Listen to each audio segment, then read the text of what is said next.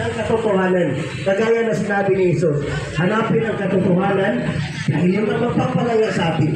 Paano tayo makalaya kung hindi natin hanapin ang katotohanan? Paano makalaya? Makalaya sa kamangmangan. Makalaya sa ating pagka walang alam. Kapag tayo ay mananaliksik, magkaroon tayo ng kaalaman, malalaman na natin na ang relihiyon na dapat pala natin tangkilikin, yung relihiyon na isinilang tayo. Daladala natin ang relihiyon na ito. Ang relihiyon na ito, walang iba kundi itong Islam. Dahil hindi daladala natin ang isinilang tayo, hindi natin daladala ang Kristiyanismo.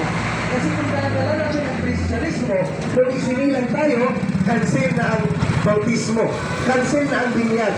Lahat ng mga pamamaraan na ginagawa ng ibang inaresulta ng Kristiyanismo na gagawin sa isang bata upang maging alim nila, cancel na yun. Bakit?